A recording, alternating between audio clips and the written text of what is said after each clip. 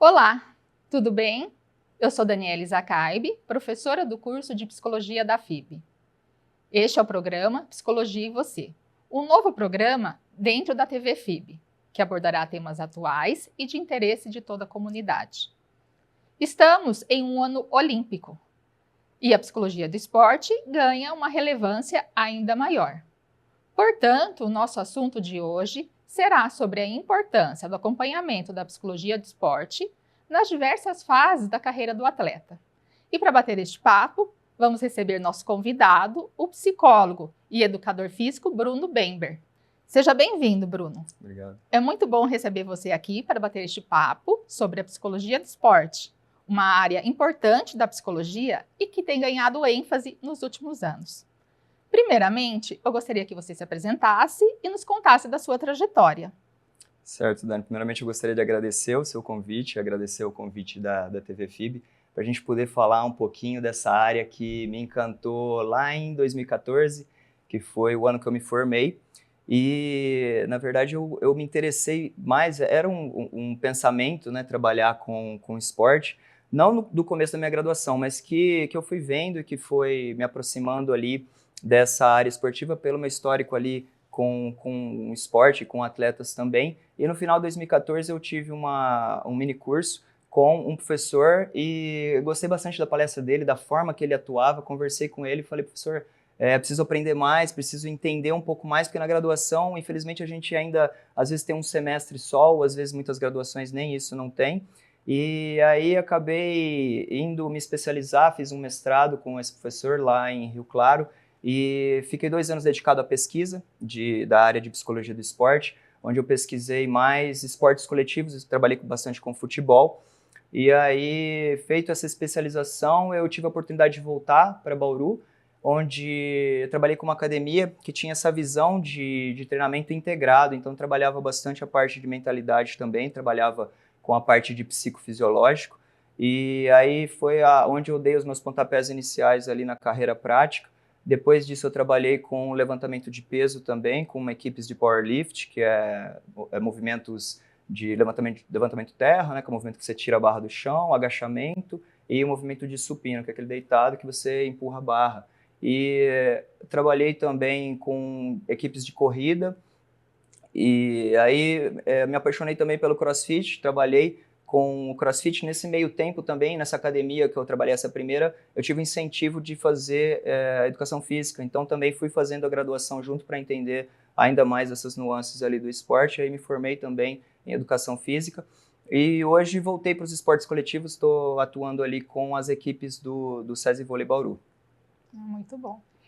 A gente pode dizer que é realmente um privilégio ter a psicologia do esporte na graduação, né? Porque nem todas as faculdades têm, ainda que um pouquinho só, mas só de você já sentir o cheirinho ali, já despertar o interesse para a gente buscar depois, né?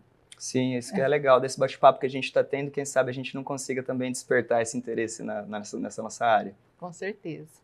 Bruno, a gente pode dizer que as Olimpíadas de Tóquio foi um marco no olhar do atleta e da sociedade para a saúde mental no esporte. Você pode falar um pouquinho a respeito? É verdade, Dani.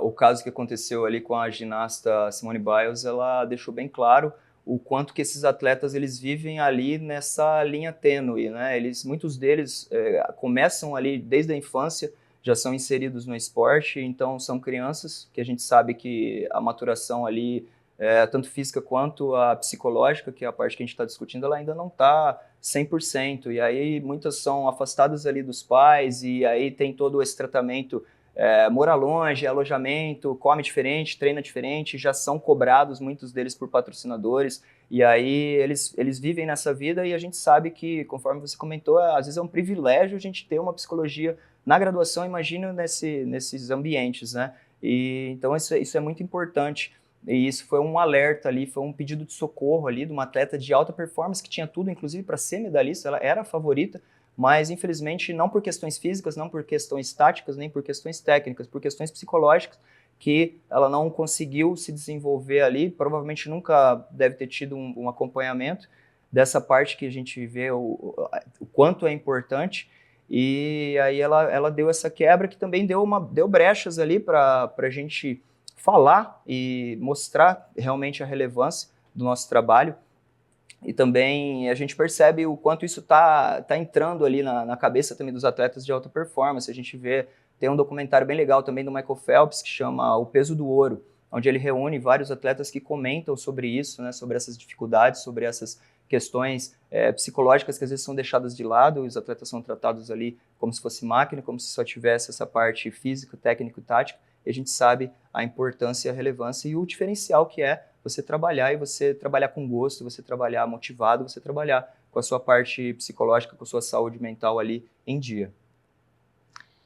Lidando com atletas jovens e pais de atletas, eu percebo que ainda há muita dúvida com relação à diferenciação entre o atendimento clínico da psicologia e a psicologia voltada para o esporte. Você pode falar um pouquinho a respeito para a gente ajudar atletas ou pais de atletas que estejam assistindo e ainda têm essa dúvida, né? Qual que é a diferenciação desses dois atendimentos? Claro, essa é uma pergunta bem importante e é uma dúvida que surge porque a maioria dos psicólogos, dos mais conhecidos, eles são psicólogos clínicos, né? A gente vê uma popularidade, se você falar de Freud, todo mundo sabe quem é e ele ficou famoso pela psicologia clínica. E a psicologia clínica é mais 1 para 1, se a gente for fazer um comparativo com a medicina, que é mais popular, é como se fosse um médico clínico ali, um médico plantonista, onde você vai e você deixa um problema ali para ele de ansiedade, depressão, alguma questão, e você vai discutir somente sobre aquilo. O psicólogo do esporte eu vejo mais parecido com um psicólogo organizacional, onde ele vai trabalhar ali não só no 1 para 1, como ele precisa trabalhar todo o entorno que está em volta desse atleta. Então é a instituição. Ele precisa trabalhar com a comissão técnica bem integrada. Quando é caso de menor de idade, ele precisa estar integrado também com os pais, que são ali a principal referência dessa criança. E ele trabalha ali visando a performance. Então, além da saúde mental, além dessas outras questões, ele visa também melhorar questões cognitivas, melhorar questões de autoconfiança, questões de foco. Então, ele pega o atleta e ele tenta jogar o atleta num nível a mais, como se fosse um médico do esporte mesmo, que acaba prescrevendo ali algumas vitaminas, acaba pensando algumas coisas. O psicólogo do esporte, ele também tem essa visão de a gente está num nível, a gente quer um nível a mais, né? Então a gente quer desenvolver alguma capacidade cognitiva, a gente quer aumentar um repertório comportamental e isso só é possível se a gente estiver integrado ali com o atleta, com a comissão, com a família e com todo o entorno ali. E por conta de tudo isso que você nos falou, Bruno, uma característica interessante da psicologia do esporte, e até diferenciando da psicologia clínica, é que a psicologia do esporte, ou o psicólogo esportivo, ele precisa estar aonde o esporte acontece, né? Então, muitas vezes a gente não está lá na salinha de atendimento, muitas vezes a gente está lá no ginásio, na beira da piscina, acompanhando o treino, acompanhando a competição. Eu acho que essa também é uma grande diferenciação. Isso, esse é um ponto fundamental. O psicólogo do esporte, ele tem que fazer parte ali da comissão técnica mesmo. Ele é um treinador mental e ele precisa estar onde as situações acontecem. Do mesmo jeito que você não pode só dar um comando técnico, um comando tático para o atleta e virar de costas e não ver se ele está executando, o psicólogo do esporte é a mesma coisa. Ele precisa ali sim trabalhar com a equipe, no caso de esportes coletivos, ele trabalha com a equipe, trabalha a comunicação e ele precisa estar junto no treino para ver se essa comunicação está acontecendo de forma assertiva, para ver se aquele atleta ele tem alguma alteração emocional que pode ser trabalhada também, ou alguma apatia, ou algum nível de ansiedade que está muito elevado, para ele poder também regular. E isso acontece também na psique da equipe que se forma, porque são pessoas individuais que devem ser tratadas como indivíduos ali, que você tem as demandas pessoais que devem ser tratadas, mas se forma uma psique também no caso dos esportes coletivos. E aí é fundamental você acompanhar essa psique acontecendo, que só acontece quando junta o grupo, que só acontece em situações de treino, que só acontece principalmente em situações de jogos também, que aí tem outras coisas envolvidas, tem a cobrança pelo resultado, tem a torcida, tem toda a pressão externa e tem a pressão interna também. Então o psicólogo ele necessariamente precisa estar dentro desses contextos também. Se ele avaliar só dessa linha ali, ele vai perder muita informação rica ali que só acontece na beira de quadra, na beira de piscina ou na beira ali de onde esse esporte é executado. Tá muito interessante o nosso bate-papo, mas a gente vai precisar fazer um breve intervalo e já voltamos.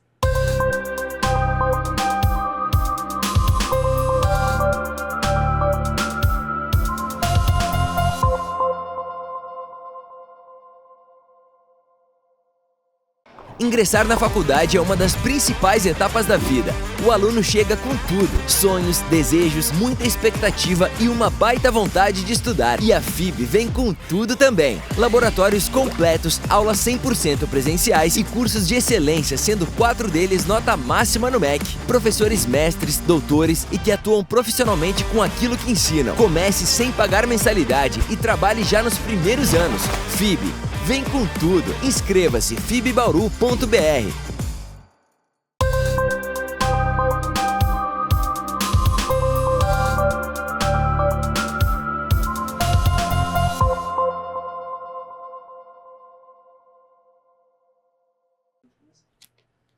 Estamos de volta. Estou aqui conversando com o psicólogo e educador físico Bruno Bember sobre a importância do acompanhamento da psicologia do esporte na carreira do atleta.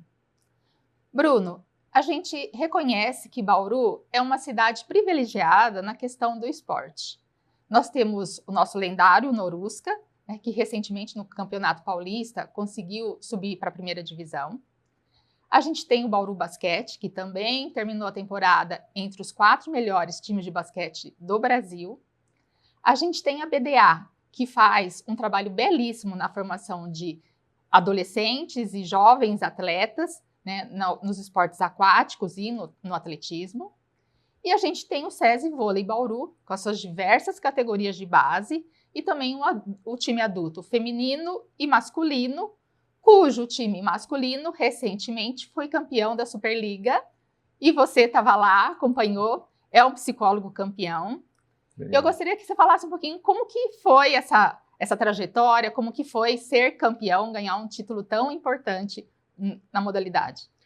Isso é legal, Dani. Foi bem emocionante. É um título que o SESI já buscava ali há mais de 10 anos, né? Que tinha sido a primeira, tinha uma Superliga, o time masculino, e agora a gente conseguiu conquistar essa segunda. Para mim, teve um gostinho ainda mais especial por ser bauruense, por ser nascido aqui, ser criado aqui, me formei aqui, e ter atuado ali com essa parte de psicologia em um clube de elite era uma meta que eu tinha ali para minha carreira, e fico muito feliz, ainda mais de levar o nome da nossa cidade ali, de acompanhar de perto esses atletas que são referências ali para a nossa cidade. E não só eles, né? O SESI ele tem toda essa questão, apesar de ser uma instituição de ensino, agora a partir da pedagogia do exemplo, que é isso da gente ser exemplo para as crianças, né? Para os jovens atletas também, a gente conseguiu ali realmente mostrar que é possível ali, a partir dos trabalhos de base. A gente tem um trabalho bem legal lá que a alta performance começa no sub-17, então tem o time 17, 19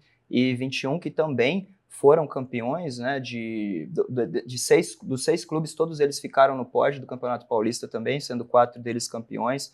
O time 21 masculino também foi campeão brasileiro, e então a gente teve uma temporada bem vitoriosa ali. Eu fico muito feliz de ser bauruense, de estar nesse clube de elite, de um clube que preza ali pela base e que preza também pela psicologia. Isso que é o mais bacana. Eles sabem o valor que a gente tem dentro de uma equipe multiprofissional. A gente tem também nutricionista, a gente tem o fisioterapeuta, a gente tem preparador físico, e então a gente consegue trabalhar todas as áreas ali, o físico, o técnico, o tático e o psicológico. Isso é fundamental. Então eu fico bem feliz de ter essa valorização e de poder desenvolver um trabalho que levou ali o SESI para a elite ali, para a elite já estava, né? Na verdade, para o lugar mais alto do pódio do brasileiro. Deve ser uma grande emoção mesmo. Durante a carreira do atleta, desde a iniciação esportiva até a finalização da carreira, né, a aposentadoria do atleta, ele passa por diversas fases. E você, no SESI Vôlei Bauru, trabalha com diversas categorias, como você, desde base até o adulto. Existe alguma diferenciação nesse trabalho, dependendo da categoria que o atleta está inserido?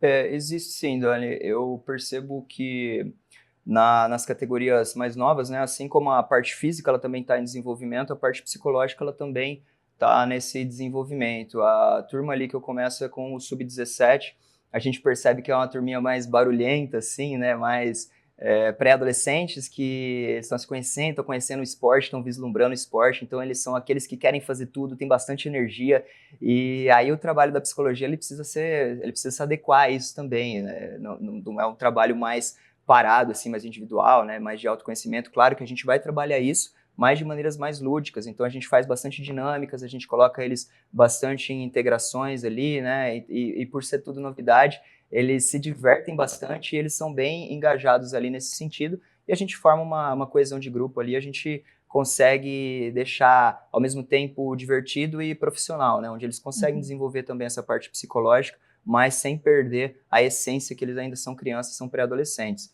Já o Sub-19, ele tem uma outra especificidade ali, que já são pré-adolescentes, né? Que estão terminando ali a fase escolar, e aí eles estão naquela fase de decisão.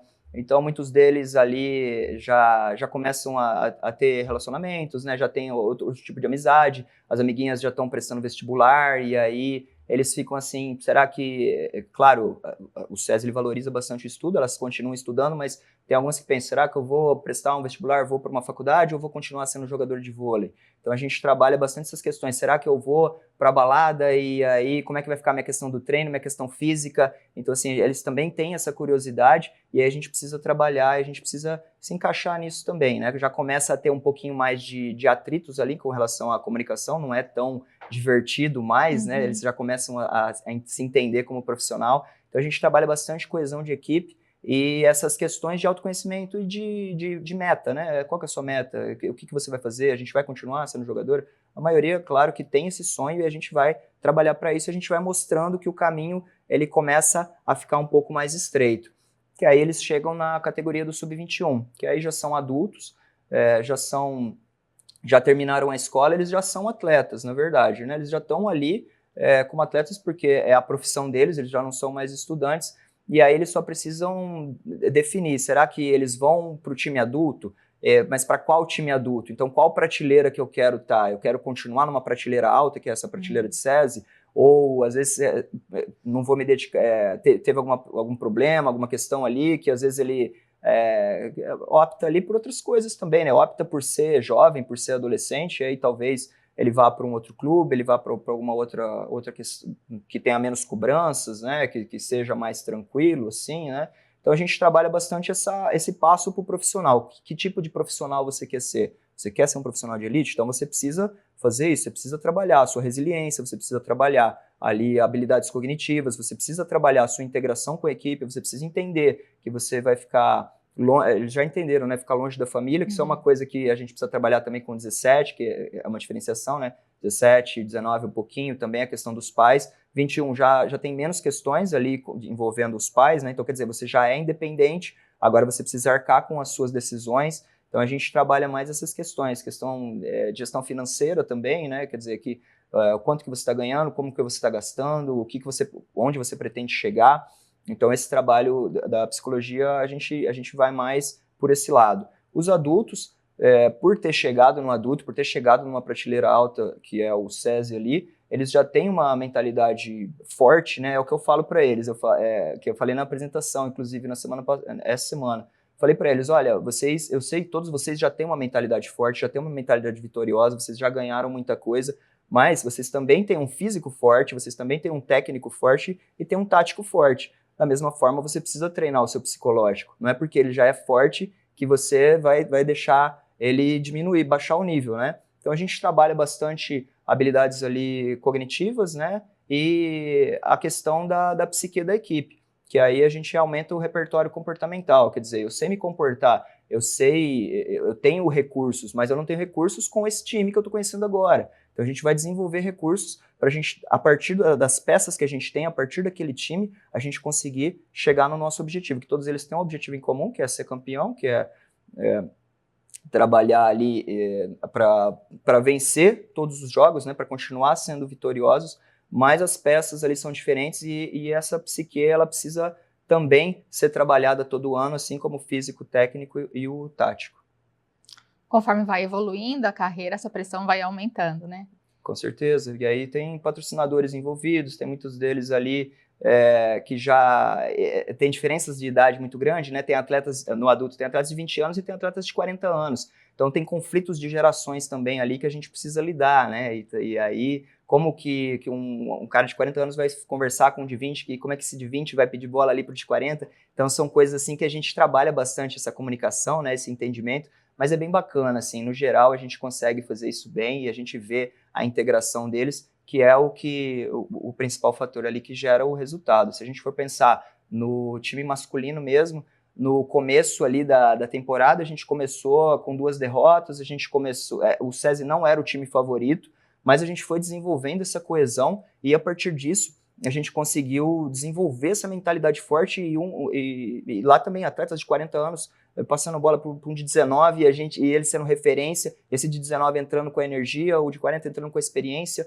e aí todos eles são importantes para o time, tiveram essa relevância, a gente conseguiu ter um time forte que conseguiu o resultado ali, que foi ser campeão também. Essa transição do sub-21 para o adulto é uma fase bastante desafiadora.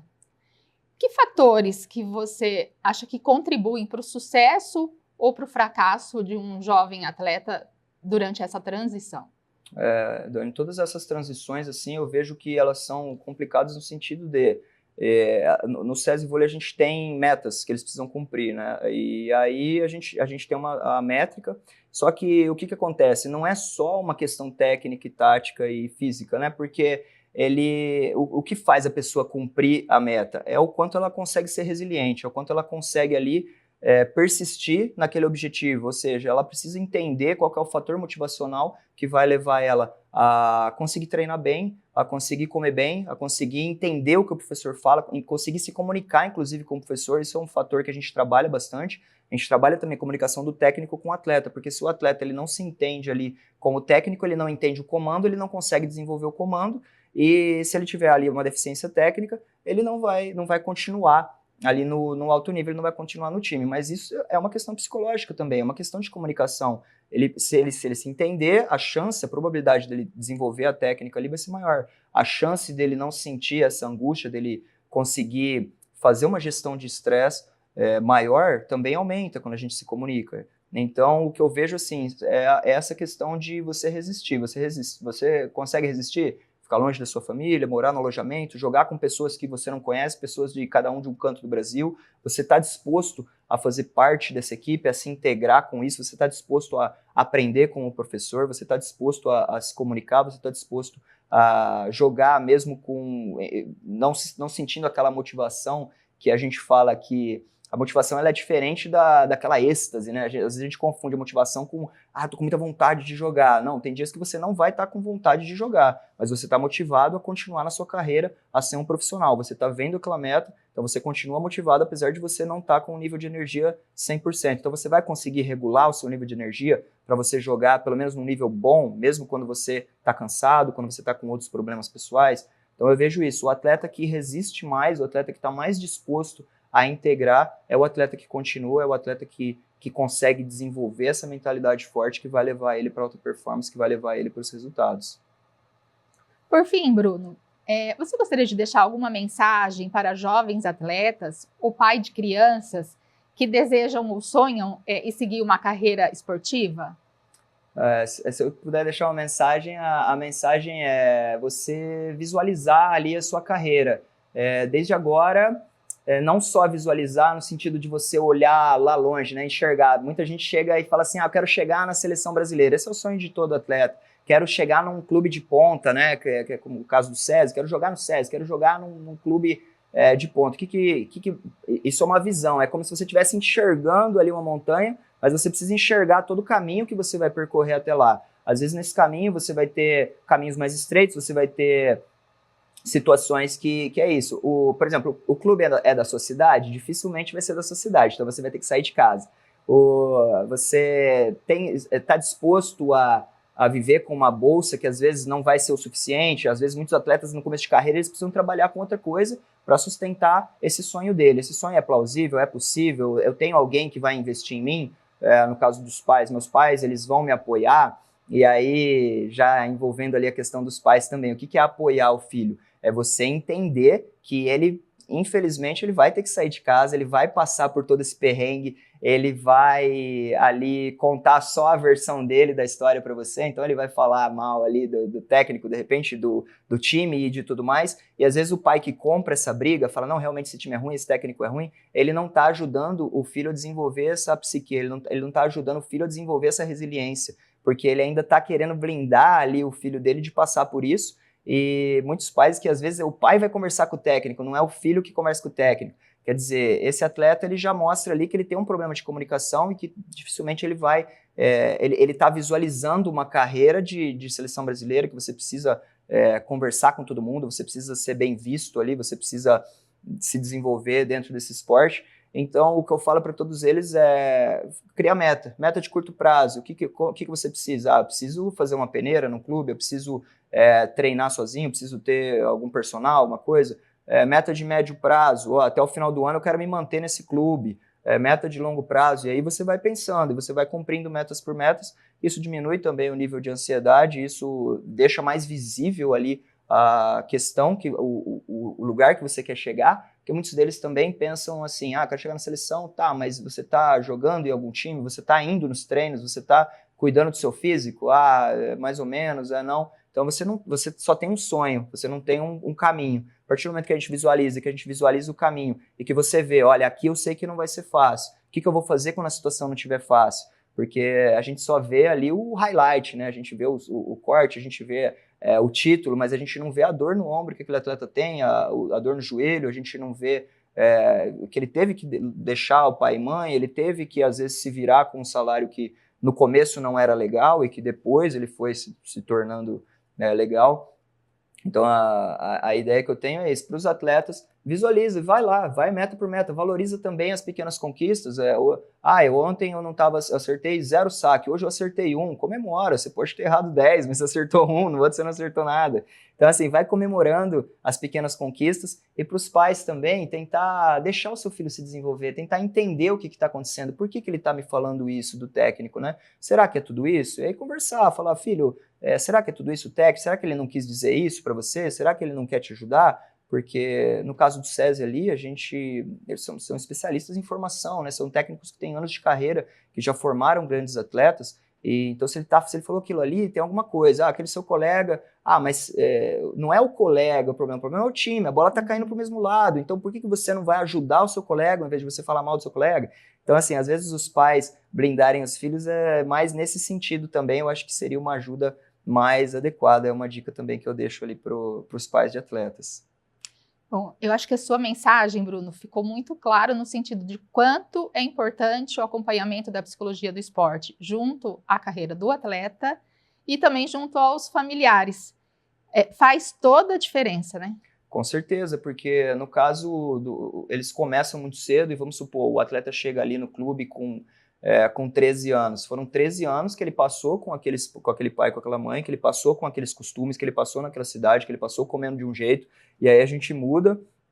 Claro, no começo ele está animado, ele vai fazer tudo que for possível, mas vai surgir esse momento de saudade, vai surgir esse momento de, ele na minha casa era melhor e tudo. Então a gente precisa trabalhar. Tanto essa questão do pai, que às vezes também tem muitos que conseguem, né, acompanhar o filho e conseguem ir junto, mas muitos deles têm um trabalho, não conseguem acompanhar nem na cidade e nem os treinos. E às vezes eles ficam distantes, mas eles se sentem no direito como se eles estivessem ainda vivendo com o filho. E aí a gente precisa trabalhar essa questão também com os pais, de tipo, olha, seu filho ele precisa ser independente, você também está numa outra fase ali, o apoio tem que ser diferente. Então é fundamental essa questão, principalmente para os menores de idade ali, com os pais, com os atletas e também com os técnicos, porque muitos deles, conforme a gente comentou, são de outra geração. Então, são de gerações que a gente sabe que a forma que, por exemplo, se for pensar nos nossos avós, a forma que eles criaram nossos pais é muito diferente do que os meus pais, os pais criaram a gente, que é muito diferente do que a gente cria os nossos filhos. Hoje a gente tem essa cultura mais do carinho e de tudo mais,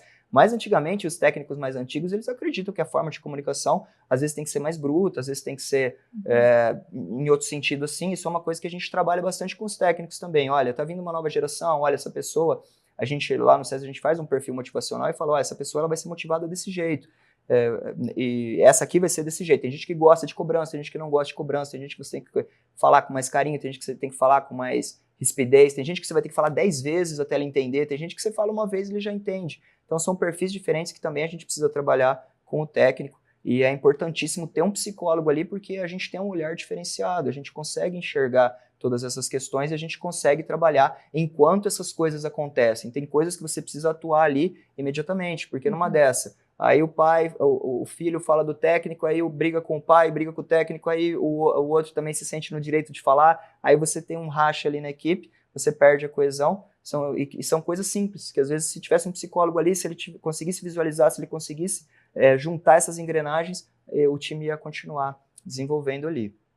Para finalizar, eu gostaria de agradecer a presença do Bruno. Obrigada por ter vindo até aqui, fazer esse bate-papo sobre a psicologia do esporte. A FIB está sempre aberta para te receber. E o programa Psicologia e Você fica por aqui e até a próxima.